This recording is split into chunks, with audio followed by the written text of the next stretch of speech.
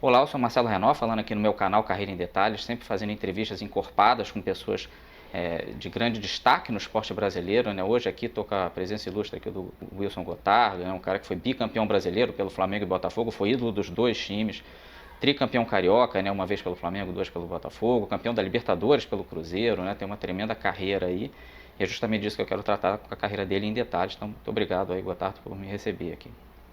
Eu agradeço, né? É bom ter essas boas lembranças, é até bom que você vai me ajudar a recordar alguns momentos assim na carreira, que é o que marcam, né? Às vezes nem tem noção da importância daquela conquista no momento, e você vai descobrindo isso ao passar dos anos.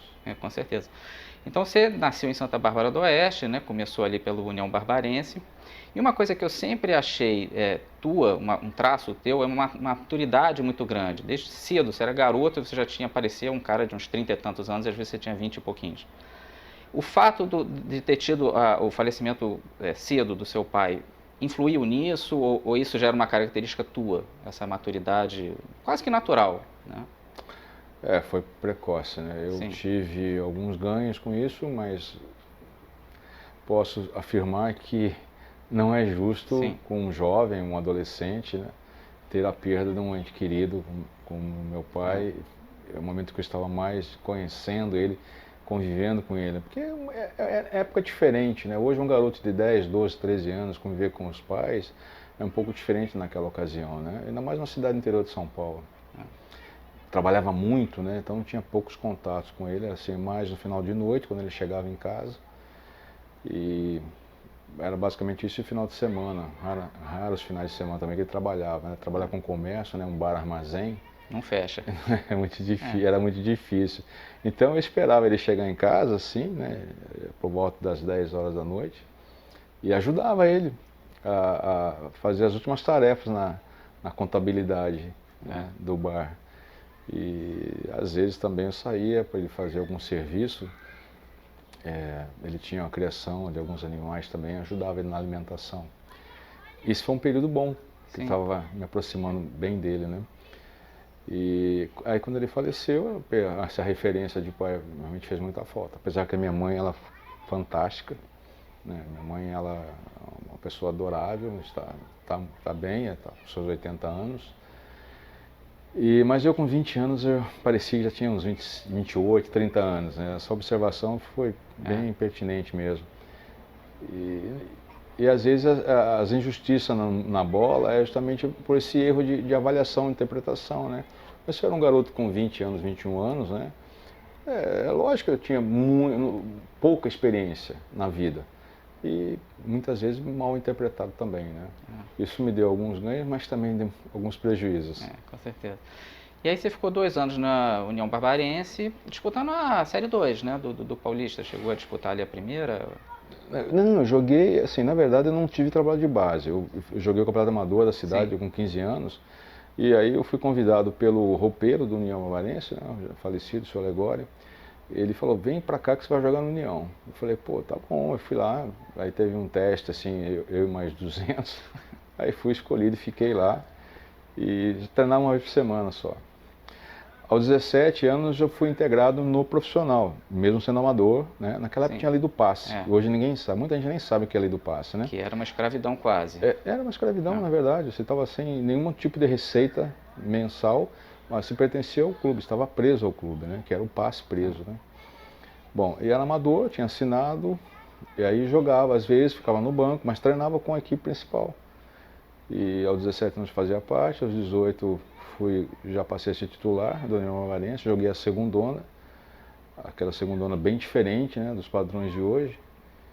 E com 18 anos mesmo eu fiz um teste no profissional do Guarani. sim, Eu fui levado lá por um diretor do clube, né, do União, numa troca com outro atleta, o Gersinho, sim, que depois veio jogar no Vasco também, é, um meia muito talentoso, fantástico esse jogador.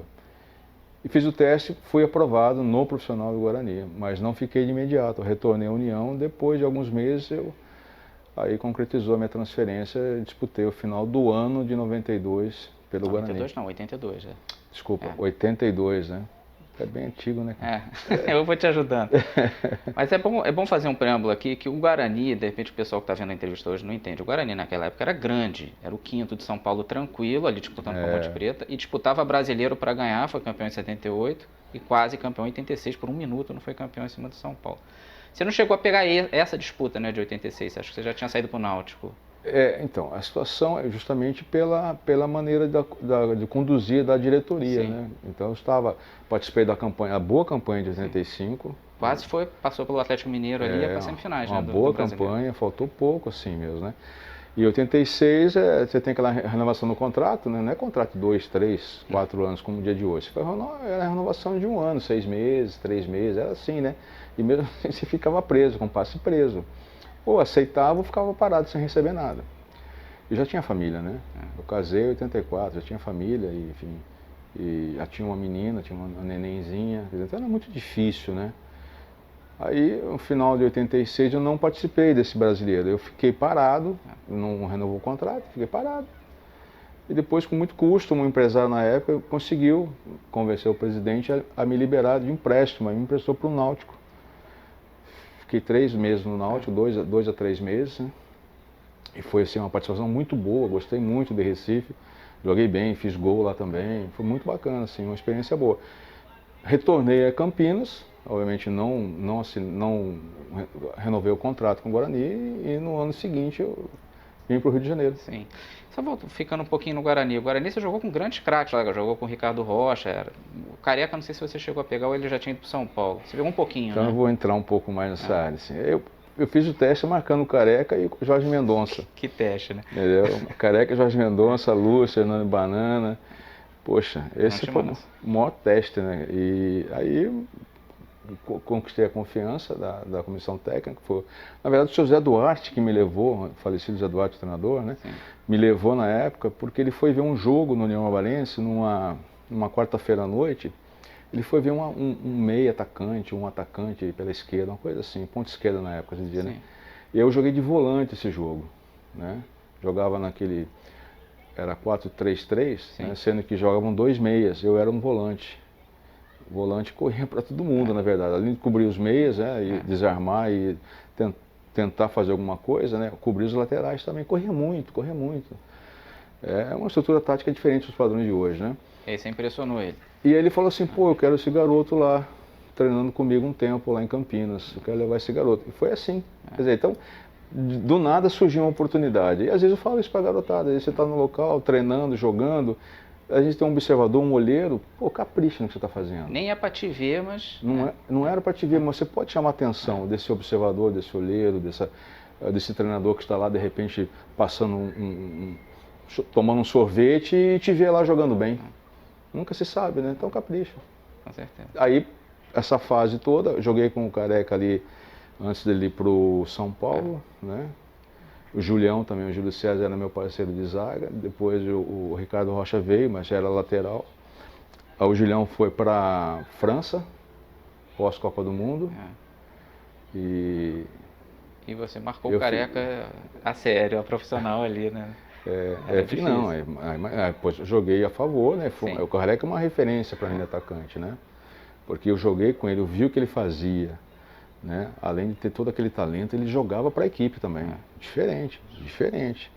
Depois foi para São Paulo, eu joguei contra ele no São Paulo também. Saiu umas faíscas também, porque ele também era firme para jogar.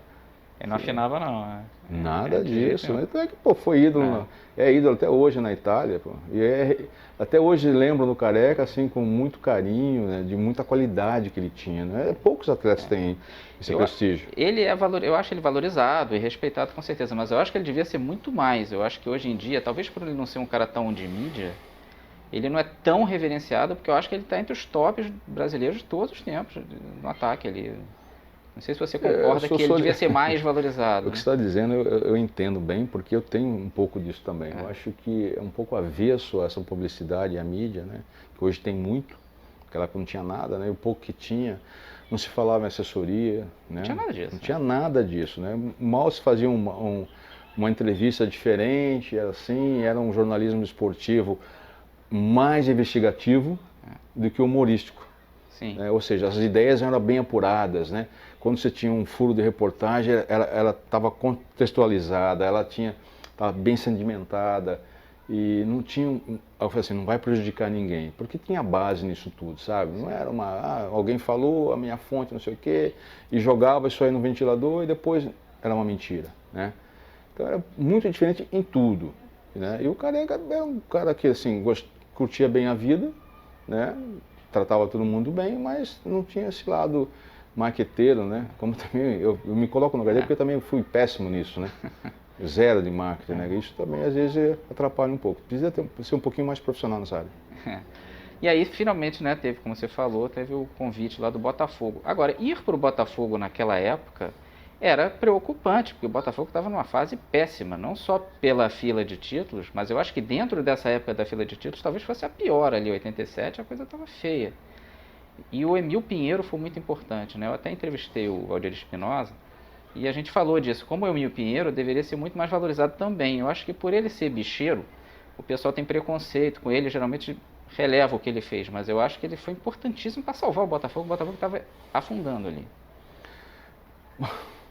A situação que eu me encontrava, né, sem contrato, com a criança de colo, né, neném de alguns meses, né, não, já tinha mais de um ano, morava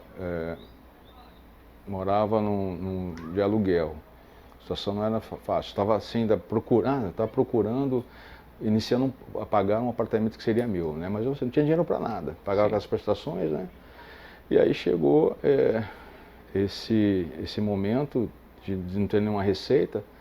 Até eu comentei outro dia com um colega seu lá de Campinas mesmo, né? Falei, poxa, cara, eu não tinha nem o que comer, pô. Eu não tinha que comer, porque para comer você tem que comprar, pô. Eu não trocava nada. Como eu chegava no supermercado, quer trocar com uma panela? Não, isso não. É verdade que não tinha nada. E treinava separado. Aí quando voltei do Náutico, né? Voltei com alguma coisa, paguei todas as contas, mas não sobrou nada. E aí começou uma nova etapa na vida. Falei, vamos recomeçar isso aí. O Botafogo fez interesse, o empresário ligou, falou com o presidente do clube na ocasião, do Guarani. Aí o senhor Emil fez lá o depósito e eu fui para lá. Mas eu fui para lá assim, com essa negativa do presidente. Não, você vai para lá, você vai sofrer, porque lá está 9 meses sem salários. E já não estava mais, né? Já esteve 9 meses. Já estava melhorando. Já estava assim, praticamente em dia, né?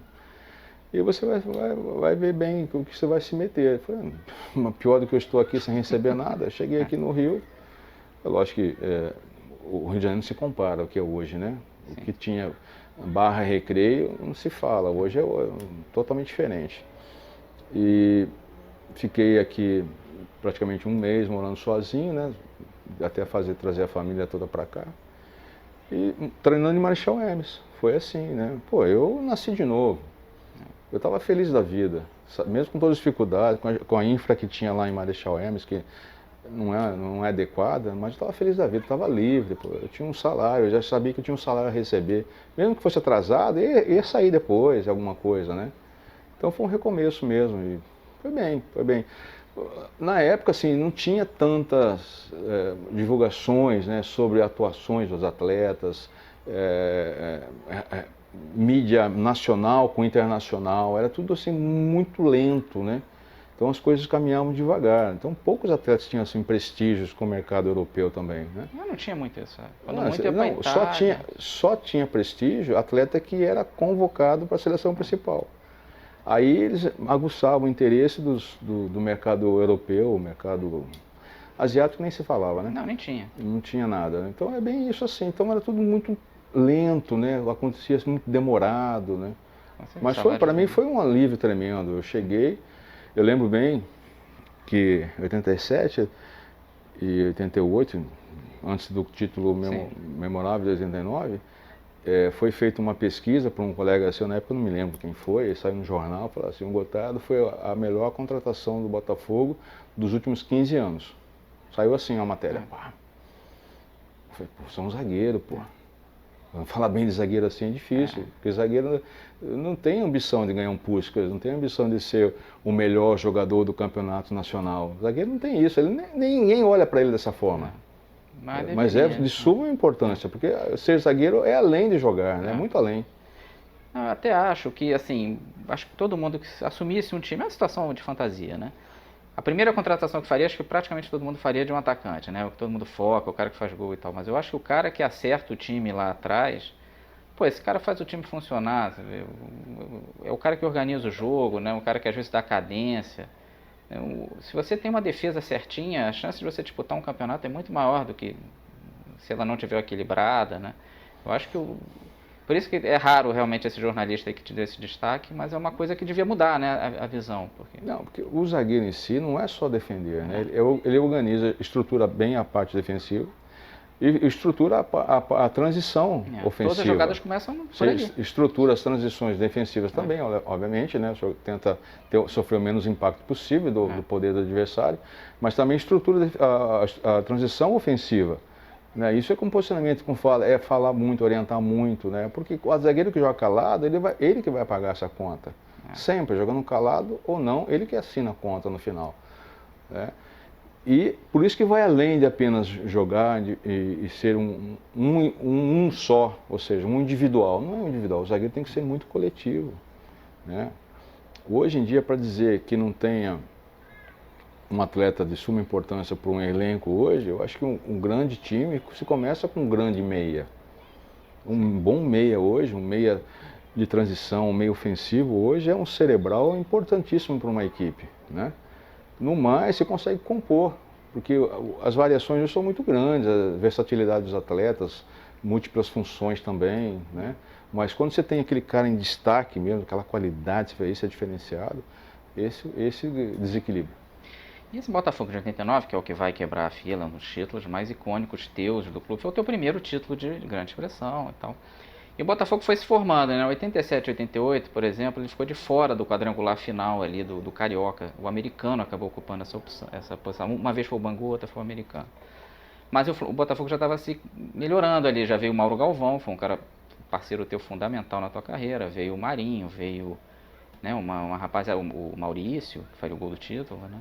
Vocês já sentiam lá dentro, pô, tá melhorando isso aqui, a gente começa a ter chance de título? Não sentia nada. 89, 88 eu não sentia, não estava ainda aquela equipe que passava aquela confiança toda, né? Sim. Mesmo com a contratação de alguns atletas, né?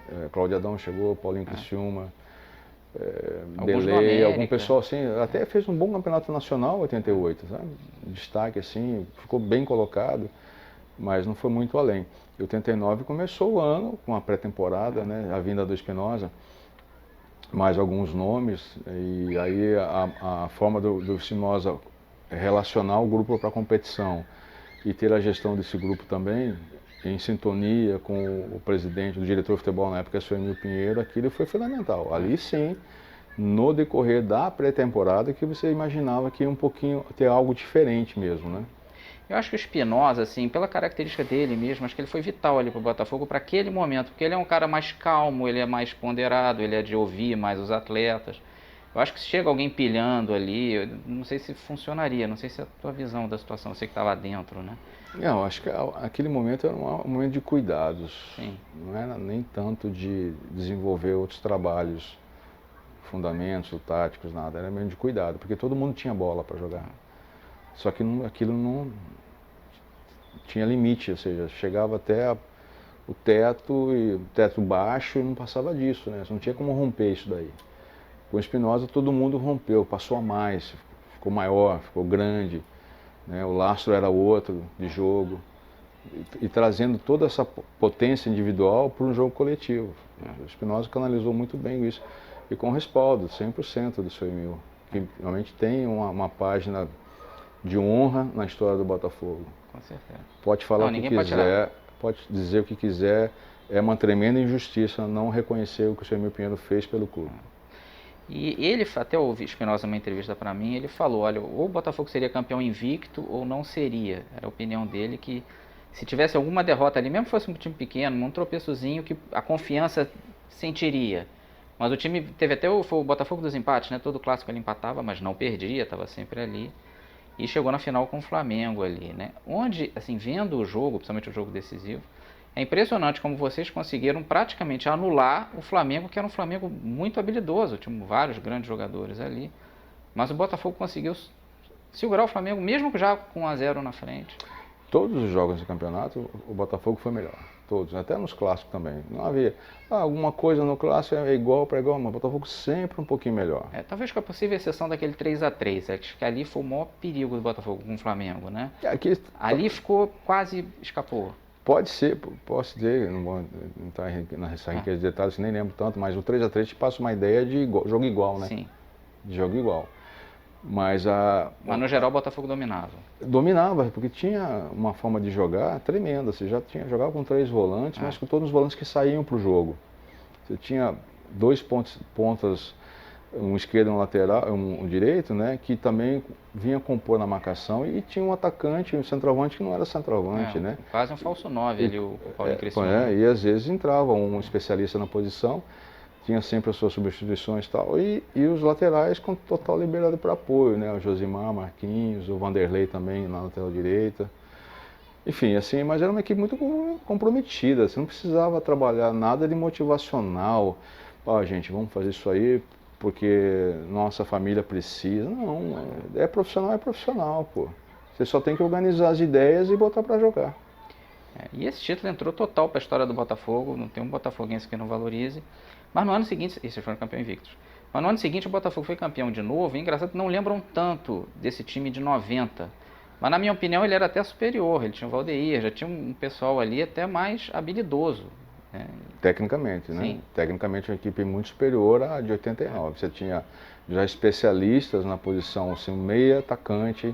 Já tinha o Donizete. Tinha o Donizete, tinha o Dias, Carlos Dias, tinha o Valdeir. O Gonçalves jogou de lateral, né? O Gonçalves foi contratado, né? Ele veio e ficou como lateral, o Marcos saiu. Acho que o Marquinhos foi pro Grêmio, se não me engano. Ele só foi back mesmo na final, que o Mauro Galvão saiu, né? O Mauro saiu já na reta final do campeonato, ele chegou a jogar de zagueiro também. Enfim, foi uma equipe muito qualificada também, né? E jogava de outra forma, mas não menos intenso do que era do pessoal de 89.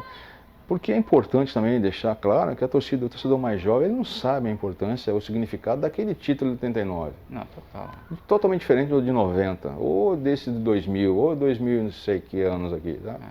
Ele não tem noção. Então ele, por falta de argumento, ou de ideia, ou de ignorância na história, ele acha apenas um estadual, mas não é apenas um estadual. Aquilo ali foi um livramento, uma virada na história do Botafogo. Sabe? Oxigenou a história do Botafogo para ser realmente a história gloriosa que tinha nas décadas anteriores, né? De 60, 50, 60. Com certeza. E uma coisa de 70. E outra coisa que é bom lembrar, o estadual valia muito mais antigamente do que hoje. Era um campeonato grande a se ganhar, todo mundo levava a sério. Tinha gente que poupava time na Libertadores para jogar a final de estadual. Exatamente o contrário de hoje em dia. Então ainda tinha isso. Porque o futebol hoje mudou a história no ambiente comercial, né? Vamos falar de quantos bilhões de dólares se envolve hoje numa temporada de futebol? Geração, a potência para gerar empregos. Então mudou totalmente hoje, né? Então o atleta, ele é a engrenagem principal, ao mesmo tempo parece que ele é o mais, além de ser o principal, ele é o mais responsável por todo o fracasso quando isso acontece. E não é assim, porque tudo que acontece fora do campo, né, em torno do campo, na estrutura de tudo, você leva para dentro do jogo, leva para dentro de campo, tudo, na vida pessoal, profissional, tudo. E aí você ia tudo no Botafogo e teve uma transferência para o Flamengo. Como é que foi essa transferência? Foi a teu agrado ou foi contra a sua vontade? Como é que foi essa chegada no Flamengo? Que era o rival do Botafogo, tem todos aqueles problemas. Apesar de que eu acho que você não foi... Você conseguiu ter uma boa imagem nos dois clubes. Eu acho que não pegaram tanto para você isso não. Mesmo no começo. O meu perfil, minha forma de agir, de jogar, eu não tive problemas com nenhuma torcida onde eu passei. Sabe? A gente jogar bem, jogar mal, tudo bem, isso acontece, né? Mas a minha conduta não é... Eu sou muito tranquilo quanto a isso. Pode dizer assim, não jogava nada, tudo bem, pode ser. Tem gente que fala que eu jogava muito, tem gente que não jogava tanto. Mas dizer que eu nunca fui profissional, isso é um equívoco, né? Quando surgiu a possibilidade do Flamengo contratar, o seu Emil veio falar comigo, o Flamengo quer te contratar. Você pode conversar com eles. Eu falei, o senhor quer que eu vá conversar com eles? Ele falou, você pode conversar com eles. Quando ele falou isso, eu falei, pô, ele quer me vender. Essa é a leitura que eu tive. Né? Aí, por que ele queria me vender? Ele, ao mesmo tempo que ele achava que tinha peça de reposição, e também todas as vendas que acontecia no Botafogo, ele dava ao Botafogo 25%. Ele me contratou por um preço, me vendeu por um preço maior. Obviamente que ele recebeu um valor, mas ele também repassou ao Botafogo 25% de todas as vendas que ele fez. Vendeu atleta para a Europa, repassou 25% para o Botafogo. Sem o Botafogo nunca pagar nada também, né? Vamos dizer que seria uma taxa de vitrine, talvez assim. Mas só que não tinha nada. Ele pagava tudo, pagava premiação, pagava até salário, pagava renovações de alguns atletas com as luvas do próprio bolso. O Botafogo não tinha nada. Entendeu? E aí quando ele falou assim, conversa com eles, eu falei, depois de uma reunião com um dirigente do Flamengo, eu falei, saindo daqui eu preciso conversar com o senhor Emil, para entender melhor toda a situação. E foi assim que aconteceu. Aí algumas pessoas não souberam trabalhar esse momento de futebol, uma transação comercial normal, criaram uma dramatização tremenda, e umas injustiças tremendas também, e ficou aquela mágoa, né? Mas assim, pelo lado torcedor, eu encontro até hoje eles falam, pô, você foi jogar lá no nosso arquirrival, não sei o que, mas é a vida, pô, se você tivesse me falado que você pagaria todas as minhas contas eu jogando aqui no Botafogo, eu não teria ido. Aí eu brinco com o torcedor, né? Mandar o boleto para sua conta, para sua casa, você pagaria para mim. Não, Gotardo, tudo bem e tal, isso é normal, você é um profissional. Eu sou um profissional com escrúpulos, né? Sempre respeitei as pessoas, né? As coisas aconteceram naturalmente nos bastidores, né? Mas às vezes nem tudo que acontece nos bastidores é revelado da forma correta.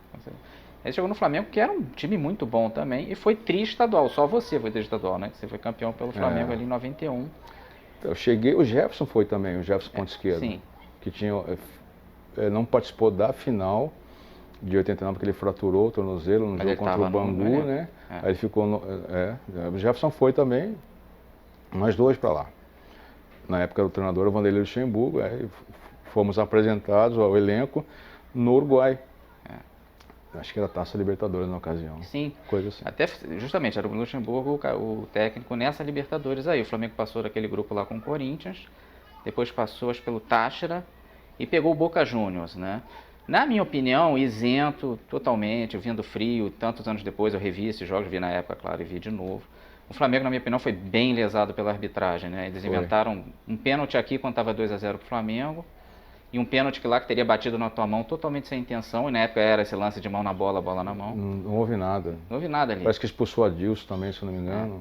Não, nesse segundo jogo até te expulsou, teve não sei o que você teve com algum argentino, foi com o atacante, os dois expulsos. Não houve nada, foi só um choque, né? A TV não mostra nada. Você tem poucas imagens na ocasião, né? Não dá. Mas você via nitidamente o árbitro trazendo o Boca Juniors para cima da gente, sabe? Era nítido assim, a pressão era enorme, não é fácil jogar lá. Claro. Mas não precisava ter um apoio extra. Naturalmente o jogo em si já é difícil, né? E eles já, antes de começar o jogo, já começou toda aquela confusão de... Vocês já sentiam, né? Antes de começar o jogo. De briga e confusão, o campo cheio de repórter, você já não sabia quem era quem ali. Você perdi contato visual com alguns atletas do Flamengo, né? Porque você sabe que tem aquela imposição deles em intimidar, né? E o Flamengo também tinha alguns garotos, né? E alguns mais rodados também, né? Então é bom você estar atento nos detalhes. Então foi muito difícil esse jogo. Aí eles fizeram lá com essa situação do árbitro que você citou bem, né? O jogo estava aos 25 minutos, 0-0, um resultado bom para o Flamengo. Ele inventou esse pênalti e fizeram 1-0. Aí ficaram tranquilos, né? Porque seria um jogo que seria difícil para eles ali, né? Sempre difícil, mas o time do Boca também era muito bom, né? Também, tinha um Batistuta, bem diferente Torre, do Boca dos últimos anos para cá. Não se compara, não se compara. Individualmente, né? E mesmo no jogo coletivo, né? Porque sempre foi um jogo pegado. Sempre foi um jogo intenso, sempre foi, né?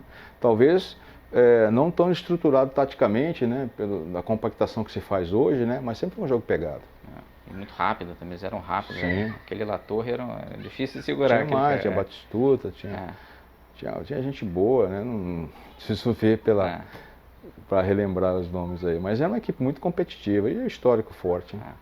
Bom, aí o Flamengo dançou na Libertadores, na minha opinião, foi sim perseguido pelo árbitro. Não sou desses que fica jogando tudo na conta do árbitro, mas nesse caso realmente foi. E o Vanderlei Luxemburgo dançou e assumiu o Carlinhos, né? O Carlinhos, ele tem uma figura muito forte na Gávea, né? Sempre que ele assumia, o Flamengo crescia. E ele fez o Flamengo chegar ao título brasileiro, né? Aquele título que o Flamengo veio correndo por fora, mas sempre ganhando o jogo que tinha que ganhar, o Flamengo ia lá e ganhava. Né? Quando o gol do Vasco no grupo final, e a primeira final com o Botafogo, né? Vocês sentiam também que dava? Porque o Vasco e o Botafogo eram mais favoritos que o Flamengo. Era cotado mais alto, né? Bom, primeiro que a gente tinha vontade de ganhar, aquele time tinha vontade. Você tinha uma safra de garotada lá subindo bem, né? Tinha um júnior muito experiente. Assim, você tinha funções, né, de cada um, né? Uns mais, outros menos.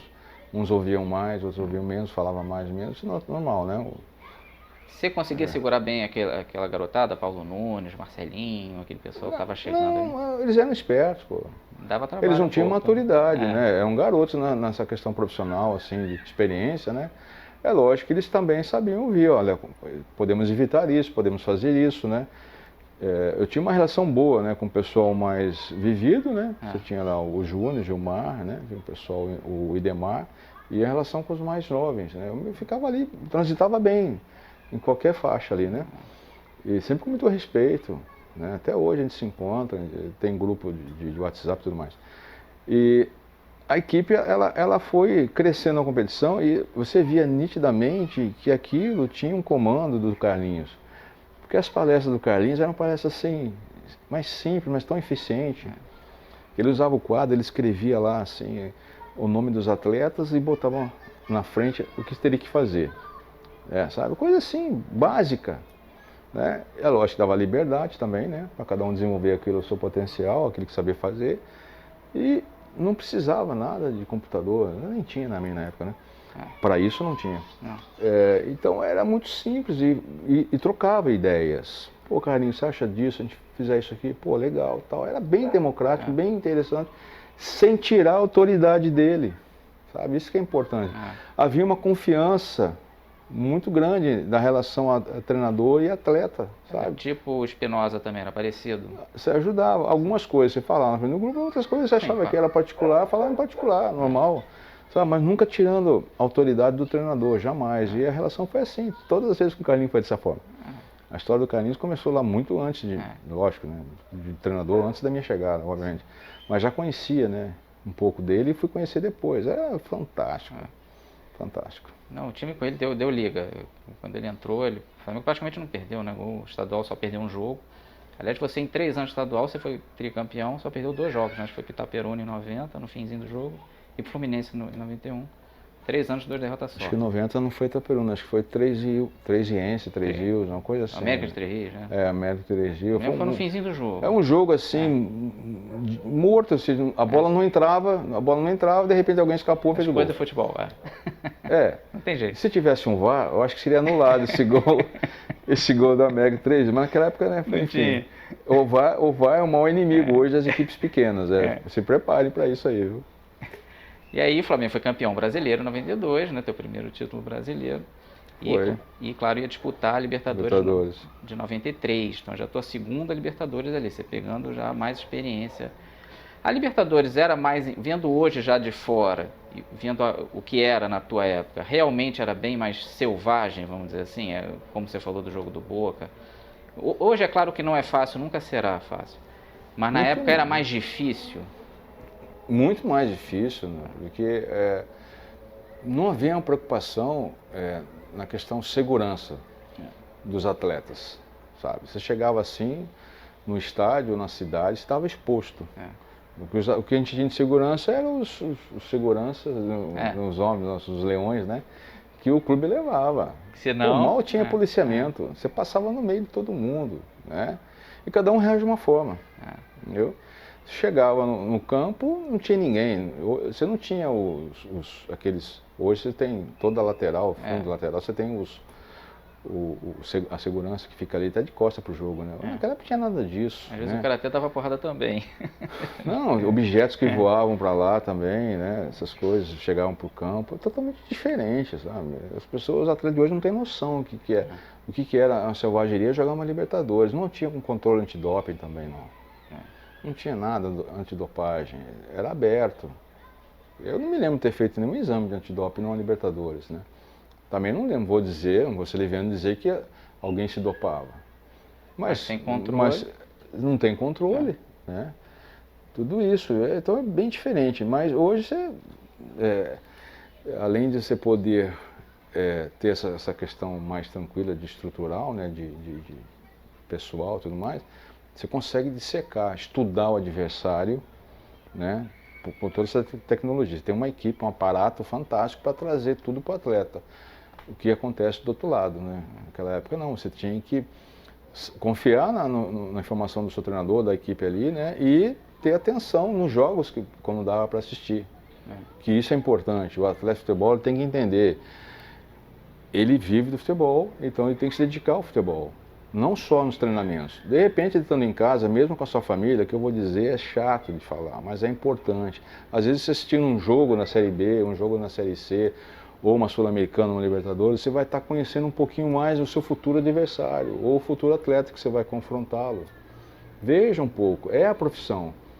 Entendeu? Porque se é a profissão dele, única, ele não trabalha no transporte de aplicativo, nada. É futebol mesmo que tem que viver, é respirar futebol. Eu, como treinador de futebol, eu falo isso para eles. Vocês têm que estudar o adversário. Eu tenho a obrigação de treiná-los, de passar a máxima informação possível. Mas existe aquela informação mais refinada, sabe? Aquele filtro detalhado que o atleta em si, ele tem condições de obter e decidir a favor do grupo e do próprio treinador. Mas nessa Libertadores de 93, o Flamengo pegou aquele grupo com o Inter, né, e passou até em primeiro, foi até parecido com 91, né? Passou acho pelo Minervém e pegou o São Paulo, atual campeão mundial e da Libertadores também. Eu sempre vi aquele jogo como a final antecipada daquela Libertadores. E foram dois jogaços. O São Paulo até conseguiu jogar melhor que o Flamengo no Maracanã, mas lá chegou a ter uma bola do Nélio que estava entrando, o Vitor tirou com a pontinha do pé ali, mudava tudo, né? Como é que foi encarar aquele São Paulo? Porque aquele São Paulo foi um dos grandes times. Era muito difícil jogar contra o São Paulo. Uma equipe muito rápida, muito talentosa, né? O entrosamento lá era perfeito. Eles se comunicavam com assobios, pô. Com chamadas, assim, detalhes, né? Era impressionante.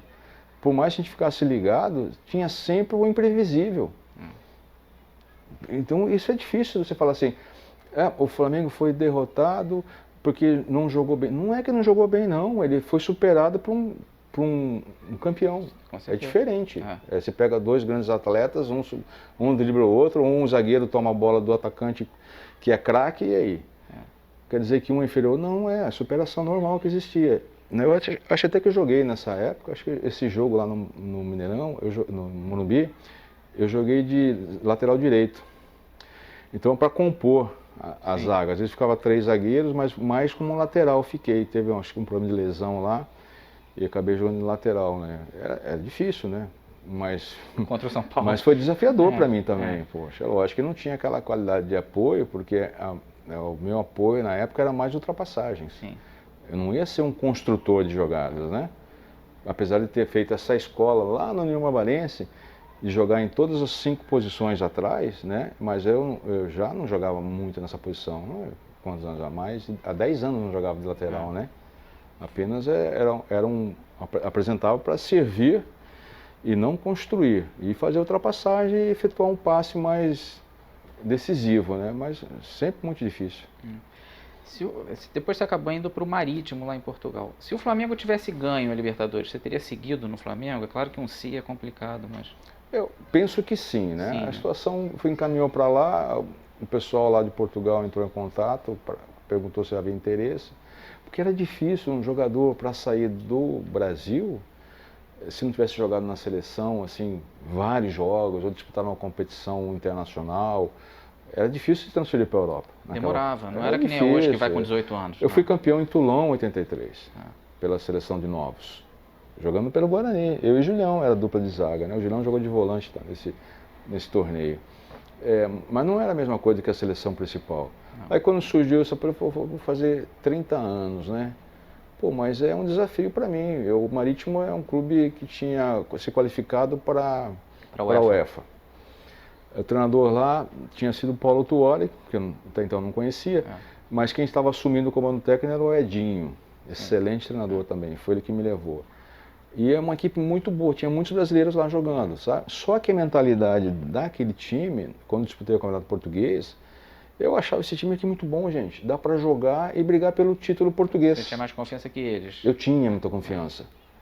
Aí alguns jogadores falaram assim, esquece, meu, aqui é só Porto e Benfica. Sporting também estava bom. Não também. estava, não. Estava 13 anos sem ganhar nada. Aqui é só Porto e Benfica, não tem como competir com eles. Como que não tem? Olha a qualidade do nosso time, pô. Jogamos contra o Porto na Ilha Madeira, partamos 0-0. Nós jogamos contra o Benfica lá, perdemos 2-1, acho que 2-1. Jogo duro. Né? Uma coisa assim. Mas era uma equipe muito forte, né? Aí nessa competição da UEFA, a primeira fase foi contra o time belga e não foi adiante. Mas uma equipe boa, né? Que foi sendo analisada, estudada pelos adversários, né? Sim. Enfim, aí eu tive uma lesão no joelho. Na época o time ficou em quinto no português, né? A cirurgia lá não era tão avançada. Propagada ali pelos médicos, né? Conversei com o médico do time na época, falei, o senhor já operou um joelho de um atleta? Ele falou, não, vai ser a primeira vez. Eu falei, senhor, mas então não será no meu, né? Aí eu retornei, operei no Brasil. E no Brasil nisso era líder, a medicina esportiva no Brasil é muito boa. Até hoje, né? É uma referência no mundo. Não só vem pra cá. A fisioterapia também, a recuperação aqui é um negócio fantástico. outra história. E em outras modalidades de esporte também, né? Aí eu fiz a cirurgia aqui no Brasil, eu custei tudo, eu paguei tudo.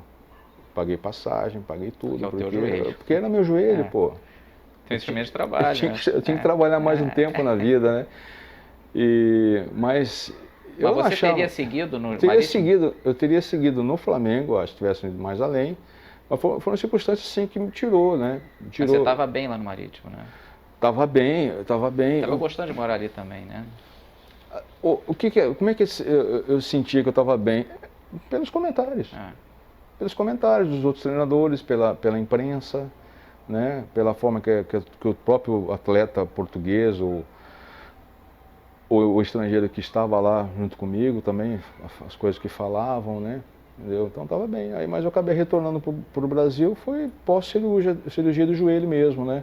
Botafogo fez um contato com o Marítimo, querendo me recontratar. Houve um acerto, houve um acordo, né? Eu também estava voltando da lesão, voltei e joguei um jogo. Quando eu voltei, joguei esse jogo, falei, pô, tô curado, né? Aí acabou acertando o meu retorno para cá em 94. E o Botafogo, em 94, já estava começando a crescer de novo, ele deu uma quedinha no comecinho dos anos 90, mas aí ele já estava muito bem de novo. Não foi para a semifinal do Brasileiro, tomou 2 petados do Éder Aleixo lá, o Atlético Mineiro tirou, né? Mas já estava crescendo ali, né? O Botafogo já estava se formando, já tinha o Túlio. Foi o 5º colocado em 94, fez uma excelente competição. Jogou bem, eu também estava muito bem, eu voltei e fiz trabalhos específicos, né? Até na época, aquela dúvida assim, mas será que vai dar conta? Será que o joelho dele está tão bom assim? É uma cirurgia simples, não é difícil, né? A recuperação também, apesar de ter sido uma pancada muito forte, né? Até registrar quem machucou meu joelho foi o meu goleiro, que eu estava na bola, ele deu um carrinho de frente, pegou meu joelho e, poxa, acontece. Foi fatalidade, zero de intenção, acontece fatalidade no futebol, né? E aí falei, não, eu tô aqui, tô bem, se tiver algum problema, rescinde meu contrato, não precisa me pagar nada. Falei isso na época para a diretoria do Botafogo, o presidente era o Carlos Augusto Montenegro, o doutor Lídio Toledo, né? Para acabar logo com essa insegurança. Não, tudo bem, vamos assinar e tal, e beleza, e vamos seguir a vida. Aí começou, né? Ou recomeçou a história. Foi muito boa. Mas o título 92, voltando a falar, não sei se você vai editar ou não, fica a seu critério, né? O bem natural. O time do Botafogo era excelente. Era excelente. Excelente, acabou a competição, eu não posso deixar de passar, porque aí tá injusto, né? Com 5 pontos à frente do Flamengo. São circunstâncias da vida. Você tem a vantagem do mata-mata, né, que dá uma certa condição de jogo que possa igualar, de repente, aquela partida, né? Porque não é regularidade nesse sentido. Se nós entramos na época como 8º na posição, né, para brigar pelo mata-mata, né, o Botafogo estava na liderança desde o início, praticamente, né? Acho que o Flamengo entrou em 4º, era o Vasco primeiro, o Botafogo segundo, o Flamengo foi 4º. Se classificou ali com o Vasco. Classificavam 8, né? 8, 8. Aí você formou 2 grupos. Vai pro mata-mata, né? Nem foi mata-mata, foi 2 grupos, aí o Flamengo ganhou o seu grupo e fez a final com o Botafogo. Não, tinha massa. Exatamente, foi fazendo isso aí, porque fica aquela lance do mata-mata que também não deixa de ser. Porque o Campeonato Brasileiro mudava todo ano, só para explicar. Que cada jogo era um jogo decisivo realmente, sim, né? Não podia dar Não era regularidade, você tinha que entrar. Aí chegou no último jogo, Um jogo até o Vasco venceu o São Paulo. E o Flamengo do Santos. E nós ganhamos do Santos lá na época. Então, tinha que ganhar. A torcida do Vasco não entendia isso, falava que não era para vencer, mas a torcida não pode ter esse comportamento, né, cara? A torcida que pede para o seu time não vencer, também não tem jeito de pedir para vencer.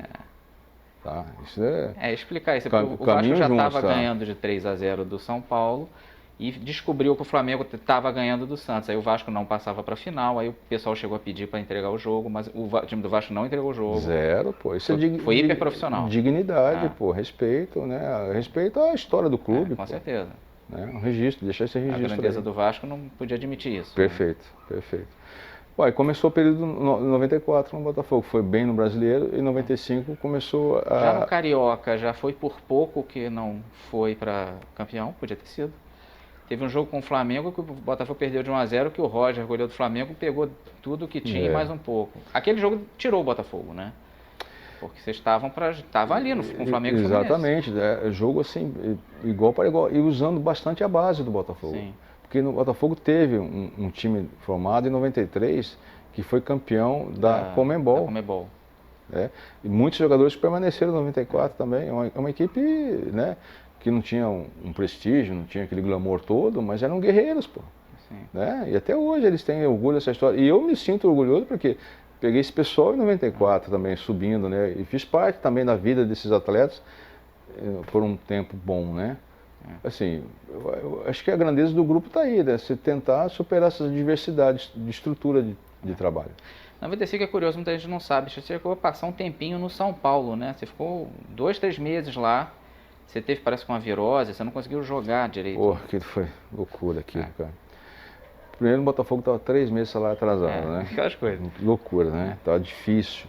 Aí um diretor do Botafogo tinha uma relação direta com o São Paulo, falou, olha, o São Paulo quer um zagueiro, você topa? Eu falei, poxa, cara, aqui tá difícil.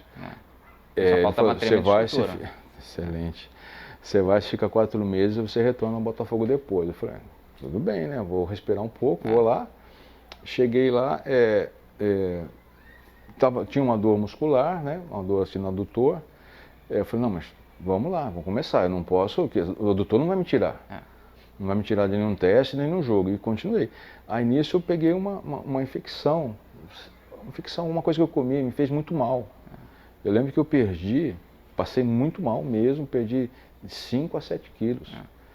E aqui, né, agi como um besta e não comuniquei, é lógico, a comissão técnica. Falei, não, quero jogar. E não dava, não tinha condições de jogar. E é lógico que o futebol, eu fiquei mal, não tinha força, não tinha potência para jogar. Chegou uma hora, tive que sair, pô. Tive que sair. Disso aí depois acabou o campeonato, né? Nós fomos fazer uma excursão lá para a Europa e já fiquei de fora também, não tinha condições de jogar. E as coisas foram caminhando assim. Aí quando retornamos, né, aí falei, continua no Brasileiro ou não? Aí o presidente de São Paulo na época falou, Gottardo, se quiser continuar com a gente, fica, queremos você aqui. Acho que ele analisou toda a situação, né? Sim. Que tinha acontecido comigo. Se quiser ficar, a gente renova o contrato com você. Nisso o diretor do Botafogo foi lá, eu falei, eu conversei com alguns atletas na ocasião, eles não estavam muito satisfeitos, né, com as coisas que estavam acontecendo no São Paulo. Eu falei, o São Paulo é um clube fantástico, gente. Eu não estou acostumado a ser tratado dessa forma, sabe? Tudo do bom, tudo do melhor, tá tudo em dia, na sua conta, organizado, né? Eu imagino que hoje é muito melhor, né? Enfim, vocês não têm noção o que é trabalhar com dificuldade, o que é trabalhar num clube grande que passa por dificuldades financeiras, né? Aí eu perguntei para alguns atletas, mas vocês vão reagir? Você acha que a gente pode reagir e mudar a nossa conduta no Campeonato Brasileiro? Alguns falaram assim, eu não vou citar nomes, né? Sim. Não dá para jogar com essa filosofia de trabalho. Eu falei, sério? Pô, então eu vou embora. Aí eu peguei, abandonei o São Paulo, o diretor foi lá também, né? Ele me ajudou a abandonar, né? Assim, tinha uma porta de saída. Ele falou, não, você tem que voltar para o Botafogo. Poxa, eu dei minha palavra, falei, não, tudo bem, vou voltar sim, porque eu não senti nesse feedback, sabe? Que o São Paulo ia ter alguma coisa melhor pela frente. Sim. E o Botafogo estava melhorando. Ainda eu comentei, eu comentei com alguns atletas na ocasião, falei, se o Botafogo concretizar a vinda do Donizete, do Gonçalves e do Paulo Tuori, são 3 profissionais, né, de gabarito, o Botafogo vai brigar pelo título. Eu não sabia que tinha mais uma meia dúzia de atletas novos aqui, porque eu perdi um pouco de contato, né? O Botafogo vai lutar pelo título, já pelo que eu vi no estadual, né? Você foi fundamental para a vinda do Autuori porque você conhecia ele. Porque eu conheci lá em Portugal. Você foi uma voz atuante na contratação Eu dele. acredito que sim, né? Porque eles falam, né? Eu não sei se na época, eu não sei se eu tinha intenção disso, não lembro, acho que não. Foi consultado, eu falei, não, certeza, pode assinar embaixo, pode trazer, porque realmente é um destaque e mereceu tudo que foi falado, né? E até hoje. Com certeza. E aquela campanha do Botafogo de 95, ela teve alguns jogos ali que eu acho que era o vai ou racha, o Botafogo ia lá e ganhava, né? Teve um jogo com o Sport que foi bem complicado, um jogo com o Goiás fora. Um jogo que ganhou do Flamengo de 3-1 muito bem. O Botafogo foi se afirmando, né? Então, é uma equipe que foi formada assim, num todo, né? Sim. Faltando 2 semanas para o campeonato, praticamente. Não tinha um campo para treinar porque estava em obra. Treinava-se num espaço pequeno atrás do gol, lá em Caio Martins. E às vezes se alugava um campo aí, um local para fazer, né? Um campo aberto, alguma coisa assim. Mas tinha prazer em trabalhar, né? Tinha compromisso com o trabalho. E em alguns momentos, na competição, oscilou. Realmente a atuação não foi tão boa. Teve um jogo ruim, chato contra o Bragantino, que foi acho que o jogo mais fraco que nós fizemos, né? Vocês tomaram a virada do Cruzeiro, também fez 2-0, virou para 5-3. Mas jogamos melhor que o Cruzeiro. Aquele jogo antológico, mas jogamos melhor que o Cruzeiro. A gente sabia que estava jogando melhor que o Cruzeiro, que na época o 2-0 no primeiro tempo, depois viram para 3-2, não era um placar justo. Viram para 3-2, eu falei, gente, vamos ter calma, vamos manter esse placar e aumentar. Mas aí o Cruzeiro entrou e já fez o terceiro gol. Depois fez mais 2, né? Mais 1, mais 2, isso aí. Quer dizer, surreal o negócio também, né? Mas aquilo não usava valor porque a gente sabia o que estava fazendo. Aquele time do Botafogo entrava em campo imaginando qual seria o placar de vitória. Era esse sentimento, não era desrespeito a ninguém, não, era confiança no que a gente tinha, né? E falando em Cruzeiro, pegou o Cruzeiro na semifinal, 2 empates, 1-1 e 0-0, que o Botafogo merecia ter ganho, principalmente o jogo daqui, né? Aqui foi, tivemos chances reais, assim, pelo menos 3. O Dida lá fechando o gol. Do Donizete, do Túlio, eu não sei se o Sérgio Manel também acho que perdeu um gol. Tivemos chance para fazer, né? E no final eles tiveram uma lá com o Serginho lateral, que entrou no segundo tempo. Excelente jogador, né? Mas assim, a gente foi melhor, foi bem credenciado para a final. E aí passou para a final, justamente contra um Santos que estava super badalado, que virou contra o Fluminense, fez aquele 5-2 épico lá. E o time do Santos pintou o cabelo antes do jogo. E no primeiro jogo da final, que até você fez o primeiro gol de cabeça lá no córner, o Botafogo ganhou de 2-1. E mesmo assim a torcida do Santos comemorou a derrota. Aquilo deu raiva para vocês? Deu mais gás para ser campeão, para chegar no Pacaembu e ser campeão? Nesse momento você explora tudo, né? Tudo que é possível no lado emocional, aquilo psicológico. Foi uma bobeira deles. Era um time novo, né? É novo, assim, eles tinham confiança na vitória. Vou dizer que eles não falaram com respeito com o Botafogo. Não, é apenas uma confiança, sabe? Como a gente também tinha confiança. Tanto é que rádios de São Paulo, na entrevista no vestiário, no Maracanã, alguns, né? Às vezes é clubista, né? Demais, né? Alguns dos seus colegas, pô, mas agora vocês vão lá para São Paulo, não sei o quê. Olha só, o Fluminense também saiu daqui vencendo, chegou lá, tomou uma goleada, não sei o quê. Eu falei, pô, cara, bacana você ter avisado. Eu vou até falar, eu vou falar pro Montenegro para ele cancelar então a nossa viagem, já entrega o título pro Santos, já é que é isso, então já está determinado que o Santos será campeão. Então por que nós vamos para São Paulo, né? Eu entrei na brincadeira do jornalista, né? E foi assim, começou o jogo, é lógico que nós exploramos tudo, a gente não pode. É uma atitude de excesso de confiança, o time do Santos está achando que já ganhou, que o Botafogo não é capaz, isso aqui, tudo isso foi explorado. O Donizete jogou machucado, jogou com uma lesão muscular o tempo todo, sabe? E aquilo ali, ele até teve uma chance de gol no final, chutou uma bola na trave, né? Se ele tivesse inteiro, era outro jogo, teríamos vencido ali dentro, sabe? Sim. A equipe toda jogou bem. O Túlio fez a vez do Donizete nesse jogo e o Donizete ficou mais livre na frente. Túlio tomou cartão amarelo, coisa que não acontecia quase nunca. Ele Surreal, fez falta. Não, ele jogou barbaridade. A gente sabe que tem valor, né? Todo mundo tem o seu valor da maneira de ser, né? E o Túlio se falava direto nessa época, imagina, até você já sabe que eu vou falar, que tinha muita, quer dizer, você tinha que segurar o Túlio, vocês tinham certas desavenças, né? Tinha tanto assim ou era mais coisa de imprensa? Normal, sabe? Não tinha inimizade. Mas vocês eram muito diferentes. Diferente, né? O Túlio é artilheiro. fanfarrão, Pergunta pro torcedor, ele quer o quê? Ele quer ver gols. O Túlio fazia gol de tudo quanto era jeito. Ele quer ver alguém que vai inibir ou alguém que vai evitar um gol? Às vezes, tá bom, às vezes, mas ele quer ver gols, é natural. Mas só que para você evitar o gol, você tem que ter seriedade. Para fazer gols, também tem que ter seriedade. Só que o momento de alegria é prolongado, é muito maior do que aquele momento de seriedade de uma defesa, de anular um adversário, né? O pessoal esquece mais rápido. Né? Com certeza. Mas não tinha tanto problema assim, né? Era mais... Não tinha divisão do grupo. Existia assim, tem um pessoal... não é um time imaturo. Você tinha o Leandro Aro, tinha Jamir, sabe? Tinha o Sérgio Manuel, o Doni, o pessoal Beto, que saiu da base, que subiu, mas também estava... O Wagner no Estava gol. demais, né? Enfim, é uma equipe bem equilibrada, sabe? Nas suas tarefas, já sabia o que fazer. Lógico, existia um pessoal relacionado com tudo comigo, todo mundo se falava. É lógico que você tem mais afinidade com um, afinidade com o outro, isso é natural também, né? Mas todo mundo se falava. Tanto é que eu acho que nesse campeonato eu dei 3 assistências de gols pro Túlio. Se não me engano, ele fez dois.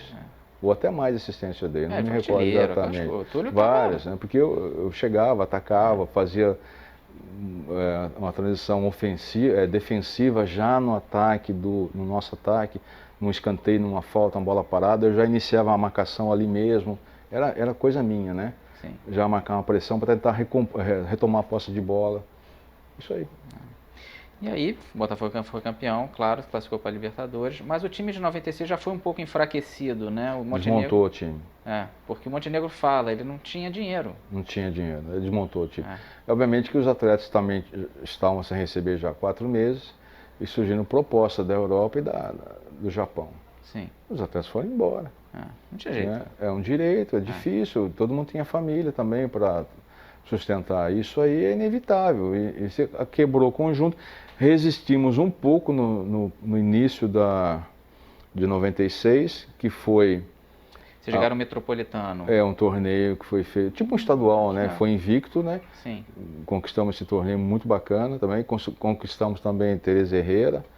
Né? Que foi 4x4 com o Juventus, um jogo histórico. Um jogão também, um time de Juventus fantástico. Vocês com a camisa do La Corunha. Exatamente, histórias do futebol, né? Mas a equipe perdeu aquele padrão de 95, né? Não temos sustentação para isso. Uma pena. Aí perdeu a Libertadores pro Grêmio e tal, no Brasileiro foi mal, aí foi realmente... Não tem jeito, precisa muita gente, saiu o Túlio, saiu quase todo mundo. Aí quebrou um ciclo e depois uma outra etapa da vida, em 97, já não era mais aquela equipe. Aí só antes de entrar no Cruzeiro, que é outro clube vital para você, a gente acabou pulando a tua participação na seleção brasileira, né?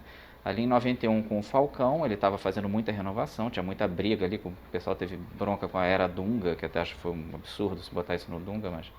E com o Lazzaroni, aí entrou o Falcão fazendo uma renovação grande e você começou a ser chamado. Teu primeiro jogo foi aquele 3x3 com a Argentina clássico lá, um jogo no estádio Vélez. Um jogão. Jogão, né?